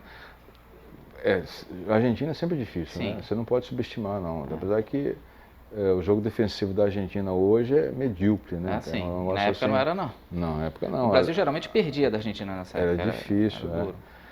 Então, foi um momento de transição na CBF, de troca de tudo, né? Em virtude do que aconteceu na Copa de 90. Que eu estava jogando também esse ano 90, estava jogando muito bem. Eu achava que eu merecia uma chance para brigar para a Copa do Mundo de 90. Que o Mauro Galvão foi, por exemplo. Foi, achava, eu tinha condições de ir também. Sabe? Mas é a opção do treinador, é lógico, ele achou que não havia necessidade, porque levou 5 zagueiros, né? Ele tinha por hábito de estruturar o time com 3 zagueiros, o Lazzaroni. Mas eu até lembro que eu participei de uma palestra participei, não fui um ouvinte da palestra do Lazzaroni, ele falou, não, a seleção está aberta. eu não fechei a lista, tal, assim, né? Atletas serão convocados, tal. E eu estava muito bem, falei, poxa, deu uma chance, né? Mas isso não aconteceu. Você não teve nenhuma? Não tive. Aí chegou a de 91, a transição do Falcão, né? Com uma ideia diferente, né? O Falcão é um cara sensacional, um gentleman, um cara adorável, né? Mas é assim, era tudo muito novo, né? Muito aprendizado, né? Tudo aquilo que você aprendeu. Dele é que ele forçou muito a renovação, ele se arriscou nisso, né? Ele não teve tanto resultado, aí o pessoal... Então, mas ele não estava errado, porque muitos daqueles jogadores foram vitais para a Copa 94. E eu esperava ter uma outra chance. Mauro Silva, tudo isso ele foi chamando. Eu esperava ter uma chance para jogar 94. E eu estava muito bem. Eu cheguei em 94 muito bem. Pois é. Né? E como no Brasil você não fecha uma seleção com 4 meses antes, né? Não fecha 4, 5 meses, você não está fechado. Não, você tem espaços de ser convocado faltando um mês e meio, 2, né? Uma coisa assim, né? Mas ali em 94 você estava no Marítimo, talvez isso tenha atrapalhado. Já estava no Botafogo. Botafogo. Estava no Botafogo? Cheguei no Botafogo bem. Botafogo foi muito bem, pô. Estava no Botafogo, sim. Né? Mas eu me lembro bem das condições. É tal negócio. A galinha bota o ovo e canta, né, cara? Você tem que também divulgar. Você tem que divulgar o seu trabalho. O seu trabalho. E eu não fazia isso. Né? Eu lembro que muitos colegas sabiam fazer isso melhor do que eu, né? Parabéns. E só terminando, né? Você participou da Copa América de 91. Você jogou os 3 primeiros jogos. Ganhamos 2-1 da Bolívia, 1-1 para o Uruguai e perdemos 2-0 da Colômbia. Foi um jogo horrível. Ninguém jogou horrível o jogo. E foi o teu último jogo, então assim, você meio foi uma vítima desse mau jogo, você, mais o Neto também se deu mal ali, alguns jogadores meio começaram a assumir por causa daquele jogo. Você viu a seleção da Colômbia na época, como jogava? Era uma ótima seleção. Pô, mas ela era ótima seleção, mas quem dizia que era ótima seleção? Então praticamente você vai conhecer a seleção jogando. Aquela seleção jogava lá na época, ela gastava 500 passes no jogo. 600 passos no jogo, é o que se fazem hoje. Um time só que era um entrosamento fantástico, né? E a nossa seleção não era entrosada como aquela, né? Ela foi crescendo na competição. Tanto que depois o Brasil ganhou da Colômbia, no quadrangular final a gente deu o troco. Mas eu não tive uma outra oportunidade de voltar, né? Apesar de mesmo estando bem para jogar novamente na seleção, eu não tive outra oportunidade. Os meus colegas tiveram, daquele grupo, né? O Mauro, o Gafu, o Raí, né? O Branco continuou, né? O Ricardo Rocha também, entendeu? O Tafarel também já tinha disputado também em 90, né? Continuou. Já estava sedimentado. Né? Entendeu? Enfim. Mas merecia uma outra oportunidade e não aconteceu. Bom, aí finalmente vamos chegar ao Cruzeiro, né? Que foi um time fantástico. Em 2 anos, pouca gente lembra isso. Claro que vamos começar por 97, mas onde você já chegou na fase mata-mata, né? Você não participou da primeira fase da Libertadores, né? Estava lá, porque já tinha passado o período de inscrição, né? Mas estava lá e eu vi a primeira fase. Onde quase que o Cruzeiro dançou, né? Saiu perdendo os 3 primeiros jogos. Foi assim, algo fantástico, cara. O que aqueles atletas fizeram na primeira fase. Eu já estava perdido. Eu estava entrosado, eu estava ali jogando o campeonato estadual paralelo a essa fase, né? Mas é uma equipe muito talentosa, você vê, um meio de campo que marcava e jogava, Fabinho e Ricardinho. Aí você tinha o Donizete, Palinha. Cleison, da Silva, o Ailton, Marcelo Ramos, cirúrgico, Elivelton, né? Eu só estou citando do meio para frente, não vou falar na defesa, né? Que a defesa também era excelente, né? Enfim, as coisas que aconteciam ali para frente, né, cara? Os jogos fantásticos que eles fizeram depois no mata-mata, eu já estava também, né? O Dida, sendo novinho ali, vocês deram muito respaldo a ele? Como é que ele também é desses caras que já tinham uma maturidade antes da hora? Sim. O Dida é aquele goleiro como poucos eu joguei, né? Era novo, mas ele é um cara muito centrado, né, cara? Ele sempre foi calmo, né? Exageradamente calado. Se falava que era um... Você não sabia a reação do Dida, se ele estava por dentro de um vulcão, mas a expressão era a mesma. Era mesmo, jogador de pouco. O Dida feliz, assim. Dida triste, assim. Era tudo assim, o Dida. Como é que é? Vou contar uma piada assim. Fantástico. Mas o Dida era aquele cara assim, se alguém chutou, eu não olhava para trás, pô. Eu já sabia que não ia ter problema, sabe? Não ia ter rebote. Dependendo do chute, né? Já tá na mão dele já, ou ele botou para fora, alguma coisa assim, né? E fantástico, goleiro fantástico. É. Carreira belíssima Beleza. depois ele fez, né? Mas mesmo ali ele já foi vital para aquele título. Você entrou com o El Nacional nas oitavas, vocês perderam de 1-0 lá, foi 2-1 aqui, foi um 2-1 muito cruel, que estava 2-0, eles fizeram um gol no último minuto, acho até que rebateu em você. Foi. Bateu, entrou no gol nos 44 do segundo tempo, uma falta boba. Uma muito falta. azar. E Desviou. foi para os pênaltis, o Dida pegou o quarto pênalti deles e você foi bater o último. Como é que é bater o último pênalti para classificar? Você conseguiu lidar bem ali com aquilo? Você já era muito experiente, né? Não, mas essa questão de experiência, esse Nessa momento, hora, você tem um Mineirão cheio, sabendo que aquilo ia te qualificar, né, para outra fase, para... Não, e se não passa pelo El Nacional, ia vir um mar de críticas, né? Que o povo não ia liberar. Mas você tem que simplificar. Eu nunca fui um exímio batedor, Sim. mas sempre me coloquei à disposição do treinador. Então, mas eu treinava. Treinava da minha forma que eu sabia bater, né? Eu não era aquele jogador frio que olhava para o goleiro e decidia na hora qual canto bater. Não era assim. Mais ou menos estudava o goleiro, né? Já cheguei a bater pênalti sabendo que o goleiro tinha uma queda mais forte para o lado esquerdo. Sim. Se ele tem a potência para cá, eu vou bater no outro lado. Claro. Pô. Lógico, né? E normalmente esses goleiros eles procuram fazer a sua defesa onde melhor ele pula, né? O melhor lado. Às vezes isso acontecia, nem sempre. Tem goleiro que pula bem dos dois lados, né? Sim. E aí decidi, falei, vou bater, porque o maior desafio era o meu.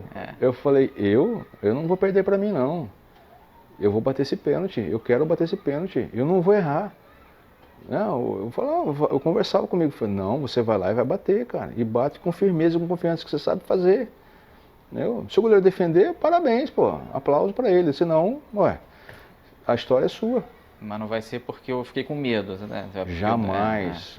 Isso é o maior legado que eu deixei para minha família, para minhas filhas, assim. Seu pai pode se falar tudo, que seu pai não era bom, ou era razoável, era medíocre, ou o que for. Mas dizer que seu pai não foi profissional, ou foi covarde, não, isso não. Jamais. Seu pai foi um profissional extremo, tá? Chato mesmo, chato, Caxias em algum momento, né? Isso aí a história vai contar. Aí vocês passaram, né, nesse calor e foram pegar o Grêmio, onde o Brasil inteiro, em geral, considerava o Grêmio o favorito. Mas vocês ganharam muito bem 2-0 aqui, fizeram 1-0 lá e eles chegaram a fazer a virada. Até você jogou contra o Mauro Galvão, né? Então o Mauro Galvão fez um dos gols. Vocês chegaram a achar que ia perder o jogo ali, quando eles viraram rápido ali no segundo tempo? Não, o jogo estava tranquilo, né? O jogo estava tranquilo. O Fabinho fez um golaço, Sim. né?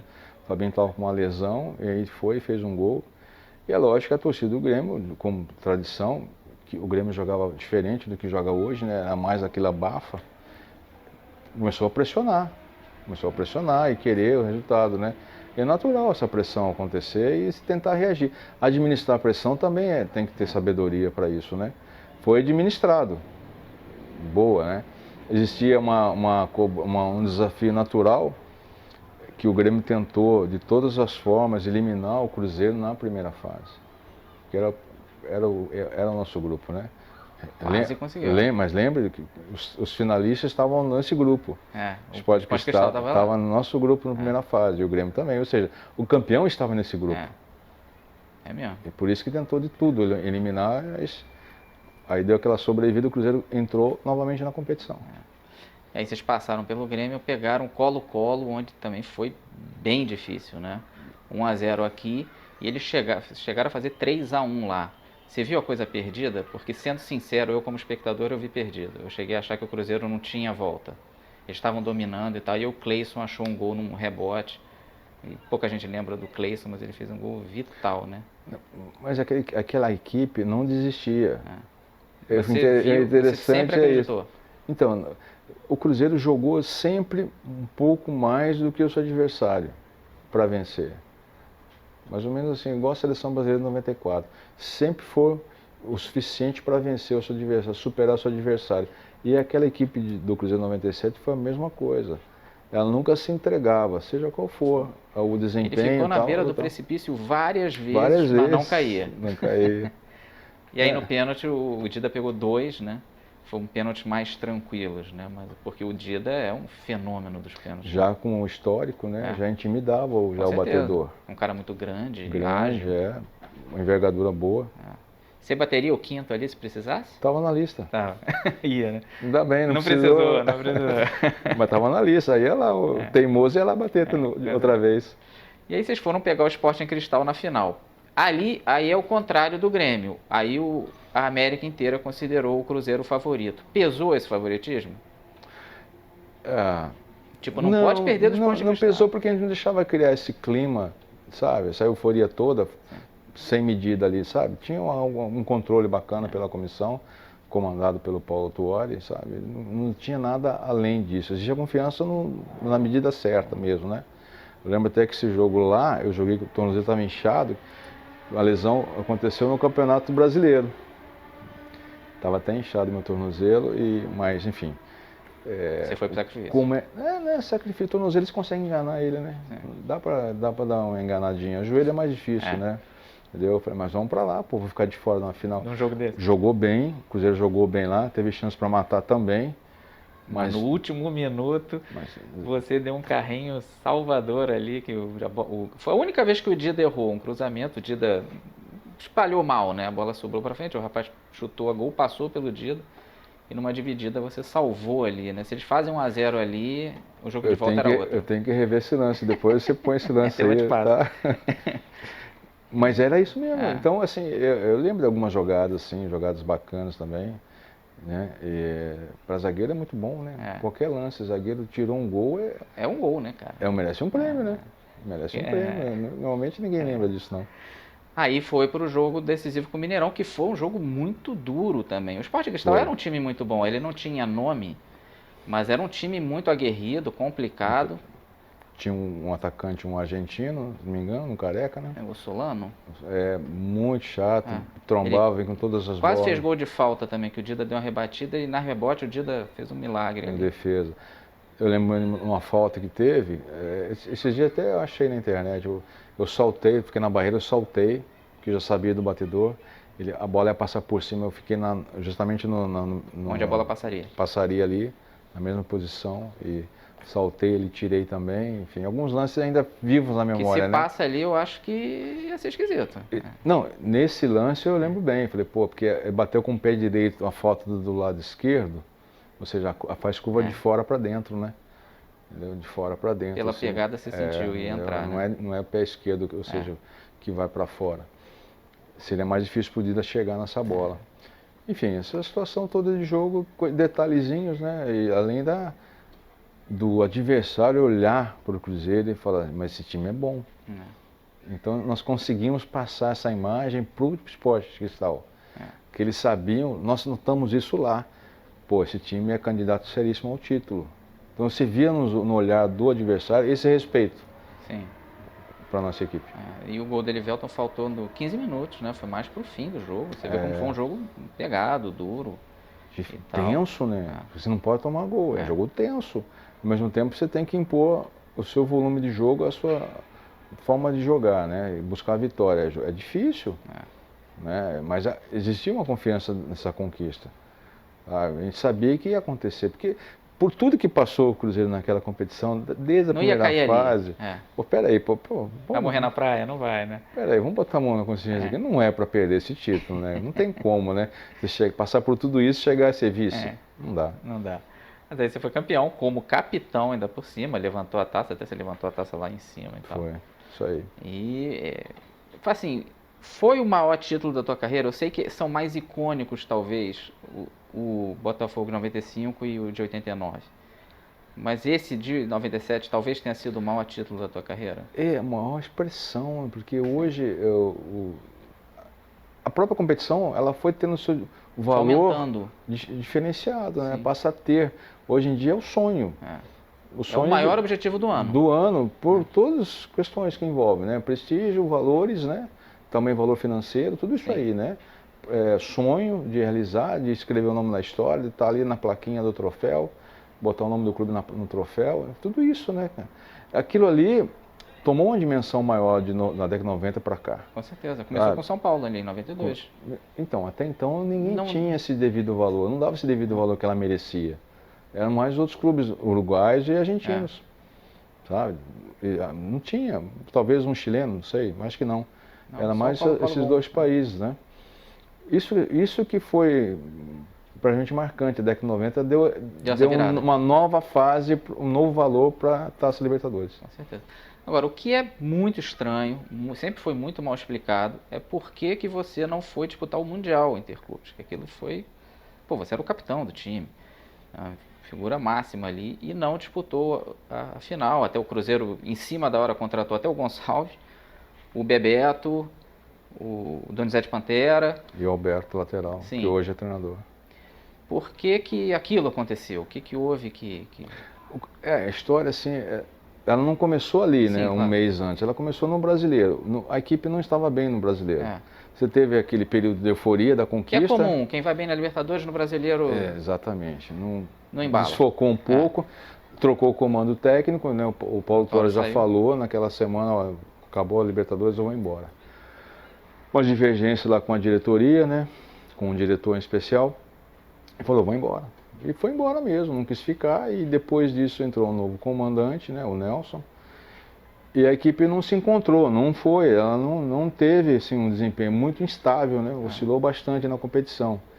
Eu lembro bem que aí ele quis fazer algumas alterações, aí ele fez lá umas 4 ou 5 alterações e fez mais umas 4, 5 assim, de afastamento, não um afastamento do grupo, né? Mas assim, afastou, faz uns trabalhos aí e tal.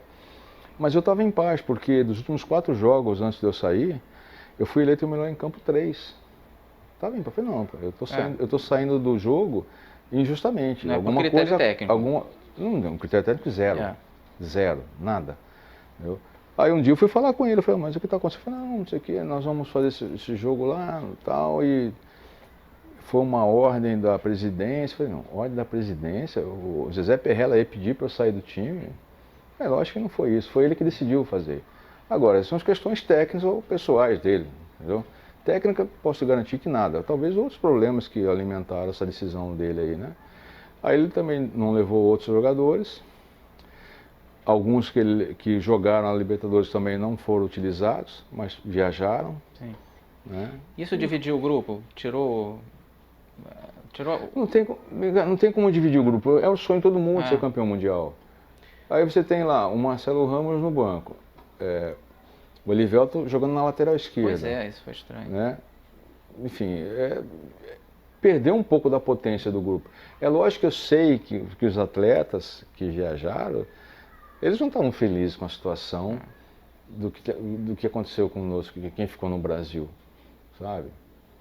Os zagueiros que viajaram são meus amigos. O Gonçalves, provavelmente. Né? Não vou nem usar o Gonçalves, porque o Gonçalves, a nossa história foi antes, né? Mas a história que eu tinha com os zagueiros que estavam lá. Me dava super bem com eles, trabalhava com eles, ajudava eles também a desenvolver, a jogar a bola deles, sabe? De boa. O problema não eram os zagueiros, o problema são as ideias, né? A maneira de ser do comando técnico, né? Eu até entrevistei o Gonçalves, aí ele falou um pouco disso, ele achou que estava vindo para jogar contigo. Aí ele falou. Aí eles falaram, não, Gonçalves, é para você jogar no lugar dele. Aí ele, pô, não era a mesma coisa, cara, não era isso que eu imaginava que seria, né? Ele falou isso aí, depois falaram isso pra ele até ficou chateado e tal, porque depois a gente já tinha uma história boa, né? Claro. Eu acho que a gente teria um ganho, o Gonçalves fez uma boa partida, foi bem. Sim. O Borussia era uma equipe excelente. Não, o Cruzeiro mesmo com tudo isso podia ter ganho o jogo, foi um jogo parelho, eles fizeram os gols, né? O Borussia era muito forte, né? Na época quem jogava no Borussia era o Júlio César. Que jogou muito bem, acho que foi o melhor jogador do jogo. Então, ele jogou muita bola, ele não foi eleito o melhor do jogo. O melhor do jogo foi um meia. Que fez o gol, um dos que fez o gol. Acho que foi esse daí, sabe? Não me lembro o nome agora. Mas o Julião jogou muita bola, eu lembro bem. Ele é um tremendo zagueiro. Né? Pô, tá doido. Fantástico zagueiro. Outro dos que eu acho que devia ser mais lembrado e talvez não tenha tanto marketing em cima, mas foi o Julião também foi cabeçudo como eu também. Dessa turma. Julião, não basta ser bonito assim, não só o rosto bonito, tem que saber fazer marketing, Júlio. Tem que se vender. Mas aí, terminando 97, teve essa grande decepção aí. E é isso que pouca gente lembra. O ano de 98 do Cruzeiro quase que foi lendário. Quase que vocês ganharam tudo. O Cruzeiro chegou longe, com exceção da Libertadores, que pegou o Vasco ali, né? O Cruzeiro, por ser campeão, excelente já entrava no excelente Vasco. Que né? seria campeão, né? Da Foi, Libertadores. campeão. Vocês perderam de 2-1 São Januário, o Vasco segurou 0-0 aqui 0 a 0 no Mineirão. No Mineirão, é. Mas fora a Libertadores... Que dava tivemos chance de vencer o Vasco. Sim, faltou pouco. É. Mas aquela bola que bate e não entra, né? Mas excelente o Vasco. Muito bem. E aí vocês foram para a final da Copa do Brasil, perdendo do Palmeiras no último minuto, um gol do Oséias, ia para os pênaltis. Uma bola sem que ângulo. entrou sem ângulos. Ele achou o gol, ele total. Interessante que esse jogo, assim, muito bom saber, às vezes o torcedor não imagina. O time, eu olhava no semblante dos jogadores do Palmeiras, mas vamos dizer que não, né? Mas assim, eu achava, a confiança do Cruzeiro para a penalidade era tão grande, né? Eu falei, nós vamos para os pênaltis, vamos vencer. Porque ele estava confiante nisso aí. Eu vi que o time do Palmeiras falou assim, vamos lá. Eles não queriam ir para os pênaltis, sabe? E a gente estava jogando bem, a gente estava confiante. Né? E aí aconteceu esse gol, puxa vida. Foi, não teve nem tempo de... Depois para sair nas próximas semanas, sabe? Para você virar a página, foi muito difícil. Aí foi campeão mineiro, né? Você foi bicampeão mineiro. Bicampeão mineiro, depois começou o brasileiro, mais a sul-americana. Chegamos nessas duas finais. Não era sul-americana, era Mercosul, né? Mercosul, Fica mudando os nomes. Foi com o Palmeiras de novo, também perdeu agonicamente. E aí vocês se vingaram do Palmeiras no Brasileiro, tiraram eles ali nas quartas. Foram para a final com o Corinthians, aquelas final de 3 jogos que eu até gostava, daquele modelo. Favoreceu o Corinthians, né? Mas eu acho que favoreceu porque o Corinthians tinha mais pontos no campeonato, né? Ele chegou com uma campanha melhor. O Cruzeiro chegou bastante desgastado nas duas finais. Sim. Disputou quase todos os jogos do ano. Fisicamente muito desgastado. Aquilo comprometeu o rendimento Tanto que os gols do Corinthians eram no fim, de 70 minutos para frente. Então, eu tive uma lesão no segundo jogo contra o Corinthians. Sim. Uma lesão muscular no segundo tempo. Foram 2 empates. Eu não consegui jogar o terceiro e nem o outro jogo com o Palmeiras eu acabei também tentando, não consegui sair. Então, fiquei de fora vendo esse sofrimento, né, de ser bicampeão, bivice, né, no caso, né, das duas competições. Mas era para ser o maior ano da história do Cruzeiro. Assim, de todos os tempos, de qualquer clube. Como o Brasil não valoriza o vice, né? Você esquece isso, mas vocês fizeram um ano fantástico ali. E na época também, meu nome foi citado para a seleção, para disputar a Copa do Mundo. Eu lembro que houve uma conversa entre o Departamento Médico de Seleção e Cruzeiro. Eu estava achando que ia ser convocado para essa seleção de 98. Esperei, falei, vou ser convocado. Aí não chegou, enfim, o treinador era o Zagallo, né? Por opção dele. Enfim. Mas você teve muito pouca chance na seleção, é muito estranho. Vendo o teu cartaz como zagueiro, você devia ter tido mais oportunidades, né? Mas... eu tenho muito filtro ainda. Eu queria perder um pouco de filtro para falar um pouco das coisas. Merecia mesmo, faltou um prêmio bacana como melhor zagueiro do Nacional, uma bola de prata. Isso faltou. Eu acho que tinha que rever algumas coisas que aconteceram no passado, os injustiçados no futebol. Sabe? Não sou só eu não, tem um monte aí. Dá para fazer uma lista de injustiçados dos atletas que não foram à Copa do Mundo. Sabe? Você tem atletas aí, craques, que não foram à Copa do Mundo. E tem cara que nem... Você fala, esse cara foi para a Copa do Mundo? Foi, mas é critério.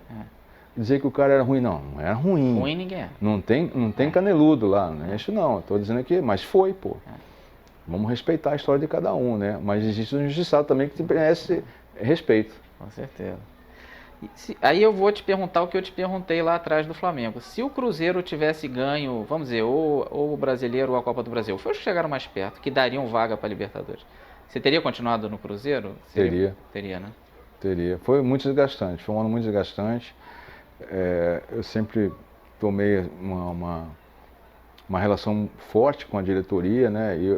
Exigente até alguns momentos. Que isso também foi um erro, não havia necessidade de ser tão contundente em algumas situações. E aí já era um desgaste, né? Então, como não aconteceu aquilo, aí também, em 99, eu rompi, o contrato acabou, não renovei. E fiquei para acertar com outros clubes aí também, né? Clubes também da Série A. Você foi para o esporte? Eu tive uma proposta do Botafogo para retornar aqui. A proposta normal, foi um empresário que trouxe. mas também chegou um convite do esporte, aí eu senti no meu coração, aí já mais um desígnio de Deus, né? Sim. Eu como cristão, eu senti um mover de Deus para me levar para o esporte. Depois, estando lá, eu me entendi que realmente eu tinha que estar no esporte. Uma vida minha espiritual, eu tinha que estar no esporte. Não era qualquer clube, aqui no Sul, Sudeste, mas era o esporte que eu tinha que ir para lá. Foi bom também, fui campeão pernambucano. Foi o tetra do esporte seguido, né? Foi bacana também, foi um tempo bom, não foi fácil, não foi fácil. Foi difícil. 2-1 no Santa Cruz ali. Pô, reencontrando o Mancuso. Ferro com ferro, né? Sai faísca. Velho Mancuso, né? Muito aguerrido. Tem o meu respeito também, né? E assim foi um campeonato muito gostoso, né? E o Campeonato Brasileiro foi um negócio assim doido, a equipe jogava super bem. E não tinha resultado. E não tinha resultado, mas também não tinha descenso, não tinha naquele ano uma coisa especial. E deu problema com o Gama, até o campeonato de 2000 foi uma zona, porque o de 99 teve problema de... O Gama perdeu ponto, aí recorreu na justiça, foi uma zona. Isso, então os times continuariam no ano de 2000, né? Então ficou assim um campeonato, alguém brigando pelo título, e depois o pessoal que não brigava mais, né? Sabia que não ia foi se acomodando e foi acabando o campeonato, e assim foi, né? Apenas isso. E aí você encerrou a carreira, né? Não encerrei porque eu queria jogar mais uns 2 anos. Aí eu voltei, eu estava morando em Campinas, eu voltei para lá, fiquei treinando no Guarani. Existia a possibilidade de assinar um contrato ali, fiquei, né, entrei em forma, eu falei, agora eu vou assinar. E nesse momento não chegou para assinar, eu falei, então, eu tinha alguns convites, eu falei, não, eu não quero sair de Campinas agora, eu preferiria ficar em Campinas ou alguma coisa mais próxima ali, né? Sim. Aí esse mais próximo não aconteceu, eu falei, então eu vou parar que chegou um momento de eu dar um outro rumo na minha vida. Bem mal, você tinha uns 36 para 37 anos ali, né? Já era uma idade... 37, mas dava para jogar. Não, um pouquinho mais dava. Senti uma dificuldade, mas dependendo do clube que eu fosse atuar, não um clube de top, de alta performance, aí, de muitas competições, daria para jogar com um intervalo melhor, né? Porque o atleta é muito, ao passar dos anos, ele compromete. O que você mais sentia? Perda de velocidade? O que era o que mais pegava? Assim, naquela fase? Não, perda de velocidade não, porque eu procurava fazer trabalhos... Você conhecia os atalhos também, né? Esse conhecer atalho, ele é bom. Não é que é o atalho, você antecipa o que o adversário vai fazer. Você tem uma leitura das jogadas, o adversário vai fazer isso aqui. Aí você já antecipava aquela jogada, se posicionava melhor, né? Mas já no final de carreira, nos últimos 4 anos, eu procurava trabalhar aquilo que eu tinha que ser trabalhado, né? Agilidade, você adquirir mais habilidade com a bola, nos movimentos, né? Um trabalho bem específico, né? Especificidade, que um atleta faz muito hoje, né? Mas eu fazia na minha forma que eu sabia que tinha que ser feito, né? Trabalho de potência, né? Tiros curtos, né? Naquela época eu não fazia tiros curtos com mudança de direção como se faz hoje, né? Mas eu fazia alguma coisa, então eu sei que eu tinha uma sobrevida ainda para isso, porque esses trabalhos me condicionavam para jogar mais 2, 3 anos. Sim. Entendeu? Então faltou mesmo um bom clube. Eu encerrei a carreira, eu estava com 7% de percentual de gordura. Ótimo. Para zagueiro, pô, estava excelente. Eu estava treinando muito no Guarani. Só faltou um clube mesmo bacaninha para jogar mais um tempo. Sim. Bom, aí você, por força das circunstâncias, se aposentou, né? Não apareceu nenhum bom clube. Aí você foi empresário alguns anos, mas desde o começo já estudando, né? Você fazia cursos e tal. Não, no ano de 2001, né, eu fiz eu morava em Campinas, eu fiz o curso de treinador lá em São Paulo, lá no Sindicato dos Treinadores. Falei, eu vou enveredar nessa área, é uma área que eu gosto, porque quando eu jogava, muitos dos dirigentes com que eu trabalhei, né, por onde eu passei, eles falavam, pô, você vai ser treinador aqui, pô, você tem perfil de treinador e tal. Então muitos, até eu recebi convites. Quando você parar, você vai ser treinador aqui. Assim, dessa forma. Falei, beleza. Tô bem. Tô garantido, né? Na hora do vamos ver. Um velho para jogar e meninão para ser treinador, né? E aí fui, mas aí esses convites não se concretizaram, eu fiz o curso e tal, aí comecei uma pessoa me pediu, olha, vamos fazer alguma coisa assim nessa área e tal. Eu falei, não, mas eu quero ser treinador. Não, me ajuda e tal, tal. Mas eu acabei entrando nessa área, Sim. no comercial. E não tem, a ética, ela disse que não dá para você fazer Não dá as pra duas fazer os dois coisas, né? juntos. É antiético. Tudo bem, aí comecei, falei, pô, eu fiquei um tempo, alguns anos, alguns atletas de valores, né, que descobri, que trouxe para dentro da empresa. O Ramírez, acho que foi. O Ramírez foi o último, né? Aí quando eu pensei em parar de empresariar, foi quando eu descobri o Ramírez. Aí deu um gás a mais. Eu falei, agora, o que eu faço com essa pérola, né? Essa é uma pérola, talento demais. Aí fiquei mais uns anos com ele, fiz uma gestão de carreira fantástica, fiz mesmo, modéstia à parte fiz. Desde o Joinville até o Cruzeiro, do Cruzeiro até o Benfica, depois, aí foi quando eu me desliguei oficialmente dos negócios, o Ramírez seguiu. Teve um grupo que assumiu a gestão de carreira dele, né? E foi assim. Aí comecei a fazer uns cursos de estágios, viagens para... Você fez estágio com o Ancelotti, você fez... Fiquei uma semana com o Ancelotti. Você fez com o Vanderlei Luxemburgo também? Com o Luxemburgo no Palmeiras, fiz no Cruzeiro também, fiquei no Flamengo também. Assim, eu visitei todas essas escolas, todas, né? Com quem eu tinha jogado, contra, a favor. O Luxemburgo tinha sido meu treinador no Flamengo, no 91, depois fiz com ele no Palmeiras, muito bem recebido. O Ancelotti, fantástico, um cara muito educado, reservou um tempo para mim, conversamos bastante ali. Gestor de pessoas fantástico também, simples, tinha uma comissão técnica bem competente, sabe? Algumas coisas que aconteceu lá aqui no Brasil não, alguns tipos de treinamento, né? Um trabalho funcional muito forte que eles faziam na época já, né? Muito bom. Enfim, aí eu fiquei aguardando esse convite, falei, pô, agora eu vou ativar aqueles meus contatos, né? E só surgiram propostas de clubes pequenos, humildes, né? Muito difícil de trabalhar e alguns deles, ou quase todos eles, eu paguei para trabalhar. Eu falei, poxa, não dá mais para ser assim, né? Porque o jogador precisa receber em dia. Se ele não receber, ele não consegue, porque ganha pouco. Ele não consegue se alimentar, não consegue pagar suas contas. Como é que esse jogador vai produzir alguma coisa? Então eu sempre esperei algum clube mais qualificado. Eu não estou falando de clube da Série A não, cara. Sim, não. Quero Série A, eu quero A, eu sei que eu posso. Eu tenho condições para isso. Mas, enfim, mas é um grupo mais qualificado que dê estruturalmente assim, uma condição de trabalho melhor para mim, para a minha comissão e para os atletas também, né? Digno. Que não foi uma coisa que assim, sempre ficou na minha cabeça, assim, desde que você era jogador. Eu pensava assim, se tem um cara que claramente vai virar treinador, é o Gotardo. Xerifão, né, que você tinha essa fama de xerifão, até acho que até exagerada, não acho que você era tão violento quanto diziam que você era. Eu acho que você sabia entrar duro, mas dentro de uma certa lealdade. Não é que zagueiro tem choque, pô. Todo zagueiro tem choque, mas você sabe quando é choque de má fé na maldade ou quando é o choque normal da jogada, pô. Acontece fatalidades na jogada. Eu já tive também, eu tomei carrinho, tesoura e torção no tornozelo de um atacante, ué. Isso é maldade. Eu nunca dei uma tesoura em ninguém. Nunca, já aconteceu jogadas duras, jogadores se machucaram comigo, mas nunca de má fé. Foi coisas que acontecem na profissão. Sim, sim. Já joguei forte contra o jogador que jogava forte, joguei. Mas ele sabia que ia jogar forte porque ele jogava forte também. Entendeu? Então tem hora que você não pode. Criou dúvida, se machuca. Tem que ser forte também. Aí há o respeito. Entendeu? Já comprei briga de colegas jogando.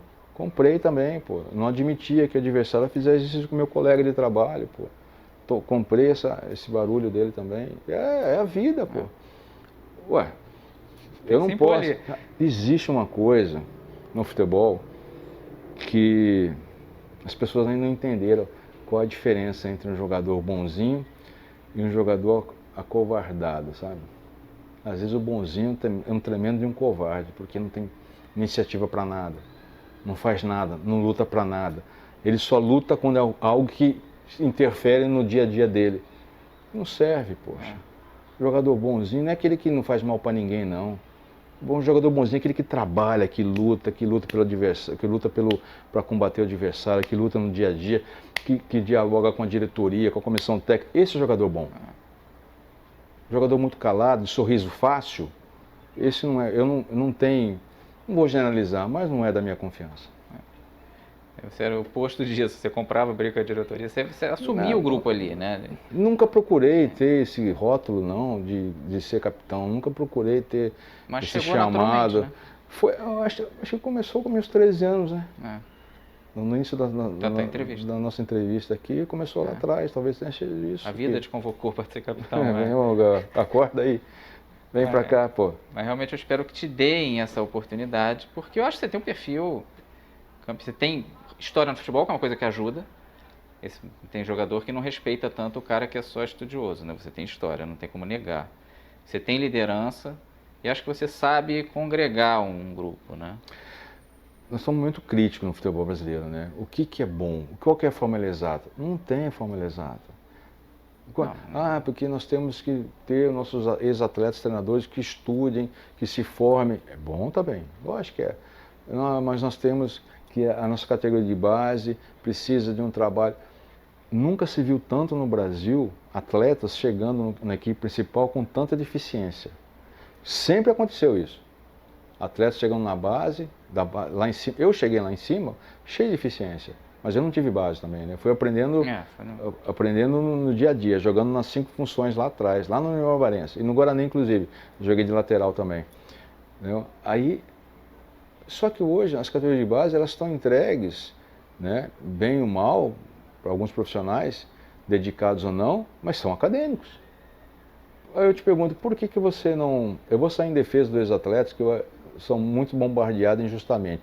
Existem ex-atletas competentes para assumirem categoria de base no Brasil, como sendo treinador, sub-20, sub-17, existe. Coloque então, você que é diretor, coloque então um acadêmico para ser auxiliar dele. Não inverta essa ordem, faça um teste, vamos ver o que vai acontecer. Não tenho nada contra acadêmico. Eu só não acho que não possa ser injusto contra os ex-atletas que procuram se informar, obter conhecimento, fazer os cursos, licença B, C, o A da CBF, o PRO também. Não pode ser injusto com os atletas como se fossem uns tapados, uns ignorantes. Então dê essa oportunidade para o cara fazer um trabalho de base, fazer a lapidação na base. Eu vejo vários jogadores da base subindo, não sabem fazer um cabeceio, fazer uma finalização com o pé que não é o melhor dele. Outro problema da base também é obrigar a ter resultado. Mas isso é gestão. Nós estamos falando de gestão. A gestão é isso. Quem comanda a base é a gestão. Nós temos que reciclar na gestão. Você é gestor por qual motivo? Essa é a primeira pergunta. Você quer ser o dirigente do clube por qual motivo? Você vai trabalhar para quem? Você tem que trabalhar para a torcida, que é o maior patrimônio da instituição. A torcida tem 1 milhão, Português de São Paulo tem 1 milhão de torcedores. Está lá. Alguém um dia vai acordar e ver que a Portuguesa tem uma história e que esse 1 milhão merece respeito.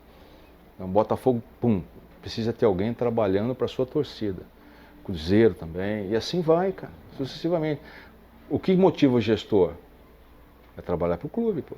Fora isso não serve, tem que ser banido do futebol.